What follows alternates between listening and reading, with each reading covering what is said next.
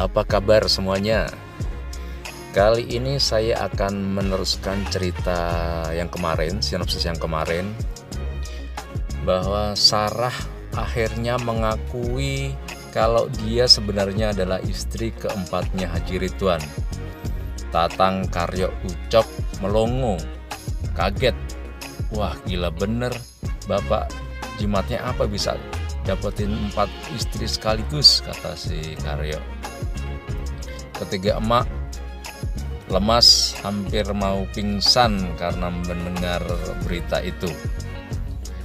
Sarah menjelaskan bahwa Haji Ridwan menikahinya demi mengangkat derajat keluarganya Sarah yang miskin, dan juga Sarah dibiayai kuliah hingga lulus sebagai sarjana hukum,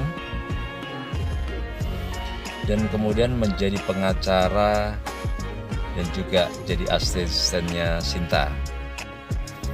Sarah lalu mengeluarkan satu surat wasiat lagi dari Haji Ridwan yang isinya jika warisan itu mau cair, maka ketiga anak dan istrinya harus ikhlas menerima Sarah tinggal bersama mereka di rumah itu dengan rukun. Tatang, Karyo, dan Ucok sih ikhlas-ikhlas saja. Apalagi Sarah orangnya baik, ramah, solehah. Mereka bertiga ikhlas kalau mereka harus membagi kamar mereka ke Sarah, dan kemudian mereka rela tidur di ruang tamu. Tapi emak-emak mereka tidak terima, masih mengganjal dalam pikiran emak-emak itu. Mereka bahkan menolak. Soalnya ngiri karena Sarah kan lebih cantik, lebih menarik, lebih muda. Takutnya nanti harta warisannya diambil sama si Sarah. Berita soal Sarah jadi istri keempatnya Haji Ridwan langsung menyebar viral seantero kampung Cirempong berkat konten dari sosmednya Salwa. Tapi juga yang gak kalah heboh adalah kabar soal cairnya warisan Haji Ridwan yang jumlahnya miliaran. Seketika Tatang, Karyo, dan Ucok jadi OKB alias orang kaya baru. Ucok langsung inden mobil dan mau berangkat ke Korea untuk operasi plastik demi mendapatkan asma. Tapi Karyo dan Tatang menakut-nakutinya karena kalau operasi itu pasti sakitnya luar biasa, bisa-bisa meninggal dan juga hasilnya juga jelek. Akhirnya Ucok membatalkan niat berangkat ke Korea. Sementara itu Karyo puas banget bisa beli Gatot Kaca Expressnya si Nurdin atau kantor ekspedisinya si Nurdin untuk membalas kelakuan Nurdin selama ini, dan juga akan mempekerjakan Nurdin sebagai anak buahnya. Lalu hubungan Asma dan Tatang kembali membaik karena Asma baru tahu waktu itu hanya salah paham. Tatang bertekad harus cepat meminang Asma daripada nanti disambar orang lain lagi. Cinta sudah diterima, uang juga sudah ada, jadi mau tunggu apa lagi? Hati Ucok langsung ambyar mendengar Tatang mau melamar Asma.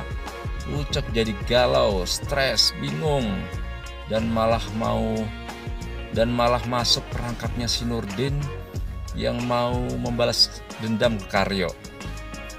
Ucok dikomporin Nurdin, ajakin Karyo dugem dan mabuk-mabukan di diskotik biar gak dibilang kampungan sama si Nurdin, katanya.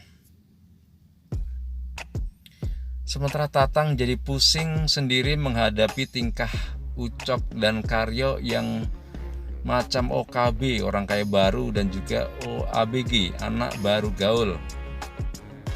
Belum lagi kelakuan para emak-emak mereka yang sekarang macam sosialita.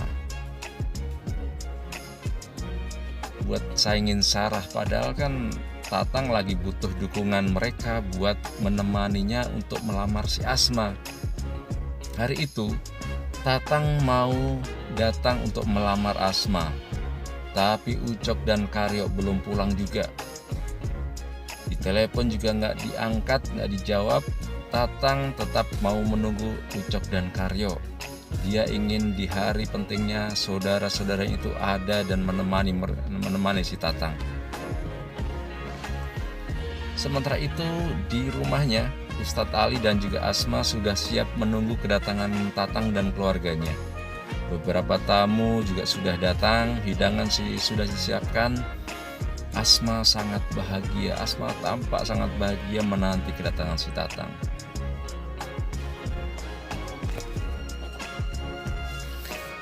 Tatang juga sudah tidak sabar nungguin Ucok. Tatang lalu memutuskan untuk berangkat saja bersama ibunya dan juga Sarah, Bulan dan juga Klanting. Tapi baru mau jalan, Nurdin tiba-tiba datang mengabarkan kalau sekarang Ucok dan Karyo ditahan di kantor polisi karena bikin ribut dan mabuk dan juga memukulin orang. Bulan dan Klanting jadi nangis. Mereka panik, cemas karena anak-anaknya mereka ditahan polisi. Tatang jadi bingung, mau ngurusin saudara-saudaranya itu atau tetap berangkat ke rumah Asma. Bulan dan Klanting meminta Tatang untuk ngurusin Karyo dan juga Ucok di kantor polisi. Kata si Klanting, jodoh bisa dicari, tapi keluarga saudara susah dicarinya, kata si Klanting. Nurdin akhirnya menyuruh Tatang untuk pergi saja membantu si Karyo dan juga Ucok, biar nanti urusan Asma dia yang menyampaikan ke Asma kalau Tatang ada urusan penting. Tapi itu sih cuma sekedar akal-akalan si Nurdin. Akhirnya Tatang ikut mereka ke kantor polisi. Sementara itu di rumahnya Asma masih menunggu terus sampai terlihat wajahnya yang sangat kecewa dan marah. Apalagi para tamu juga sudah mulai meninggalkan rumahnya si Asma. Bener-bener si Nurdin ya kelakuannya. Tatang akhirnya pulang ke rumahnya membawa Karyo dan juga Ucok dengan kondisi yang mabuk. Akhirnya begitu sampai rumah, Tatang langsung lari ke rumah Asma untuk memberitahu kejadian yang sebenarnya. Lalu bagaimana kisah selanjutnya? Apakah Asma akan memaafkan Tatang dengan semua kejadian itu? Kita tunggu episode selanjutnya. Jangan lupa tonton terus, jangan lupa subscribe, dan terima kasih teman-teman.